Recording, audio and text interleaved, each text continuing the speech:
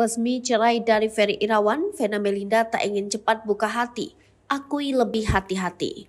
Vena Melinda kini telah resmi bercerai dengan Ferry Irawan. Diketahui Pengadilan Agama Jakarta Selatan sudah memberikan putusan soal perceraian pasangan Vena Melinda dan Ferry Irawan pada Kamis 3 Agustus 2023 kemarin. Usai resmi bercerai, Vena Melinda mengaku tak mau cepat-cepat membuka hatinya untuk pria lain. Namun, Vena Melinda mengatakan akan membuka pertemanan dengan banyak kalangan. Kendati demikian, Vena Melinda kini lebih berhati-hati dalam mencari pasangan kembali. Kalau jodoh kan kita gak pernah tahu, tapi harus lebih hati-hati, itu aja ucapnya. Lebih lanjut, Vena Melinda menanggapi soal rumah tangganya dengan Ferry Irawan.